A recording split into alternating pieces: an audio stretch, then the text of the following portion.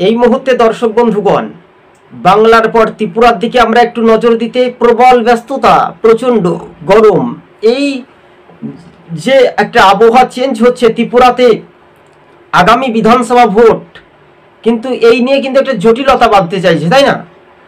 2028-এর নির্বাচনে আমরা একটা তর্কের খাতিরে দেখে নিচ্ছি যে ত্রিপুরাতে 2028-এ বিধানসভা ভোট, তাই তো? পরিসংখ্যানটি সিপিএম, কংগ্রেস, বিজেপি, এছাড়াও আইপিএফটি, মোথা, এছাড়াও যদি বাংলা থেকে তৃণমূল যায় সেটা কিন্তু পরের কথা। এবার কোন দল কয়টি আসন পাচ্ছে, বামেরা কয়টি পাচ্ছে, বামেরা প্রধান বিরোধী রাজনৈতিক দল উত্তর পূর্বের রাজ্যে ত্রিপুরায়। অন্যদিকে কংগ্রেসের জোয়ার ভাটা বইতে বিজেপির ভোটাররা কংগ্রেসে সামিল হচ্ছে, এই নিয়ে কিন্তু একটা রাজনৈতিক তর্ক বিতর্ক। কিন্তু কংগ্রেসের ভোটাররা একসময় বিজেপিতে গিয়েছিল, পুনরায় যদি 2028-এর আগে ফিরে আসে তাহলে কিন্তু প্রধান মর্যাদা কিন্তু কংগ্রেসের সুদীপ্রয় বর্মনের হাতে একটা ফ্যাক্টর বলাই যেতে পারে। কিন্তু এবার আমরা দেখে নিচ্ছি এক নজরে দেখে নিচ্ছি যে সিপিআইএম কয়টি আসন পেতে পারে। সিপিআইএম আসন পেতে পারে সম্ভবত 30টি আসন, যা সমীক্ষা কিন্তু পাল্টে যেতে পারে। উত্তর পূর্বের রাজ্যে ত্রিপুরায় 60টি আসনের মধ্যে 30টি আসন পেতে পারে বামেরা, সিপিআইএম। অন্যদিকে সম্ভবত সিপিআইএম 30টি আসন পাচ্ছে, কংগ্রেস আসন পেতে পারে 15টি আসন সম্ভবত, মোথা পেতে পারে সম্ভবত 5টি আসন এবং বিজেপি পেতে পারে 10টি আসন।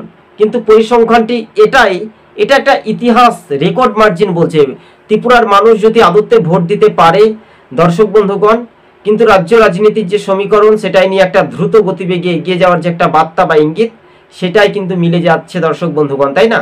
এই বিষয়বস্তুগুলো ভালো করে মনোযোগ দিয়ে শুনে রাখবেন, তাহলে নিশ্চিন্তে আপনি আপনার যে শক্তি বা শাসকের অজুহাত বা বিরোধীদের অজুহাত কতটা নির্ভরশীল হবে সেটার কিন্তু উত্তর পূর্বের রাজ্যে ত্রিপুরার ওপর নির্ভরশীল করছে।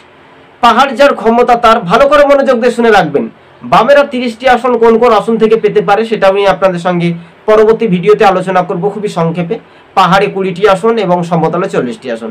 ম্যাজিক ফিগার বলছে 31টি আসন পেতে হবে, অর্থাৎ 31টি আসন পাওয়ার যোগ্যতা কোন দল?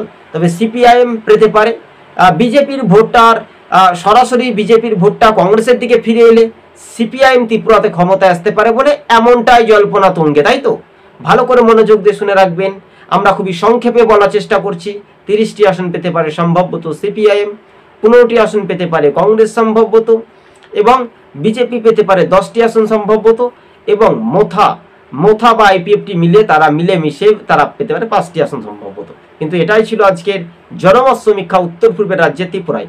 সবুজবঙ্গ নিউজ চ্যানেলটি ভালো লাগলে সাবস্ক্রাইব করে সঙ্গে থাকবেন। 28-এ ত্রিপুরাতে ভোট বিধানসভা।